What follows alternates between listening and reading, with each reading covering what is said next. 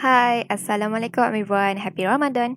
My name is Nurin Fatinah Shamsol and I'm going to present AP and AP axial projection of the clavicle. So I would like to thank Ms. Faika for guiding me and helping me throughout this task. Before we start, I would like to do a quick revision over the structures included in this projection.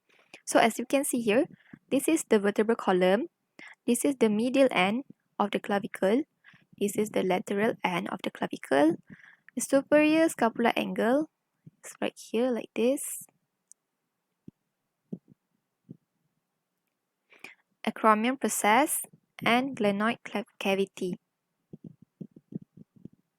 So for the projection criteria, I have divided into two columns, AP and AP axial. We will go through AP first. So the first criteria is the mid clavicle is at the center of the exposure field. This is the mid clavicle. The second one is clavicle and acromion process. Clavicle and acromion process are visualized. And the third one is the mid clavicle is superimposed over the superior scapular angle. The mid clavicle is superimposed over the superior scapular angle. Okay, now for the AP axial, the first 2 points are the same as AP. It can be used, but the major difference is these 3 points, which is the first one, the medial clavicle end. Okay, so this is a picture of AP axial. The medial clavicle end is superimposed over the first, second, or third ribs, but in this, you can see the first rib is superimposed to the medial end of the clavicle. Okay, so the next one, the middle third and the lateral third both upwardly and is superior to the acromion process. So why we want to see the lateral and middle third of clavicle both upwardly? Because most fractures of the clavicle is occurred at this area, 80%. Most of the fractures occurred here and the lateral third. So that's why we do AP axial. Okay, the last criteria for AP axial is the clavicle is situated superiorly on the thorax. So if you can see, you can differentiate between the AP and AP axial, where the clavicle for AP axial is situated more posteriorly on the region of the thorax. Next, for the positioning criteria, I also divided into two, AP and AP axial. So the true positioning for AP, the first one, the clavicle and the superior scapular angle are on the same level. And the second one is the medial end of clavicle lies next to the lateral edge of the vertebral column. This is the lateral edge of the vertebral column. This is the medial end of the clavicle. So there is a slight gap between the two of them.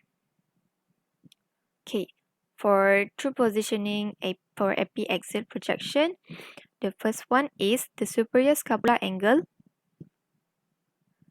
is half an inch inferior to the clavicle. So the superior scapular angle half an inch below the clavicle. The second one, the medial clavicle end lies next to the vertebral column. It is the same as the AP. Okay, addition for epiaxial, as we know, we must angle the tube. So if we want to know the correct beam angulation, it will project the lateral and the middle third of the clavicle superior on the scapular structures and the thorax.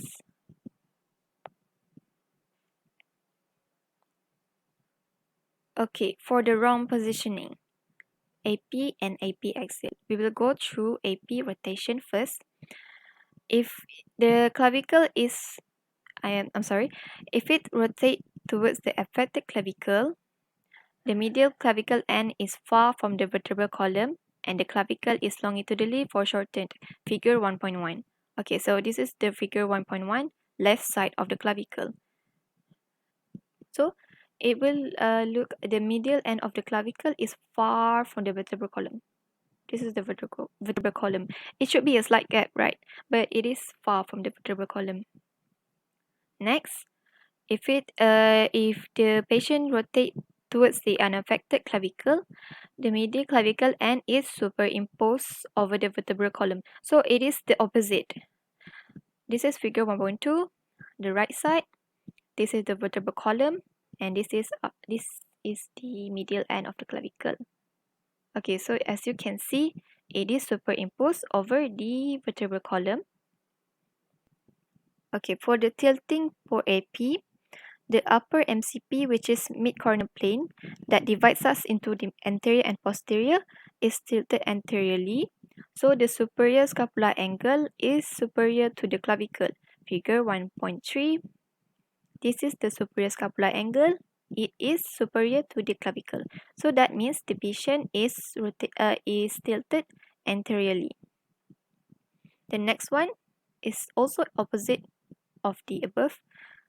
If the patient is tilted posteriorly, the superior scapular angle is inferior to the clavicle. For AP axial, the rotation is the same as the AP, but the only difference is that the clavicle is situated more superiorly on the thorax. So we will read again. If it's rotated towards the affected clavicle, the medial end of clavicle is far from the vertebral column, and the clavicle is longitudinally foreshortened.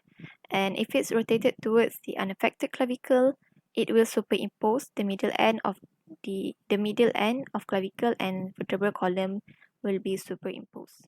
So now we will start evaluating the selected radiograph. For this is AP axial projection of the clavicle. Why? Because the medial end of the clavicle is superimposed over the first rib. Secondly, the clavicle is situated more superior on the thorax. And the third one is the clavicle and the acromion process are visualized. So for the positioning, it is correct because the medial end of clavicle lies next to the lateral edge of the vertebral column. And the second one, the superior scapular angle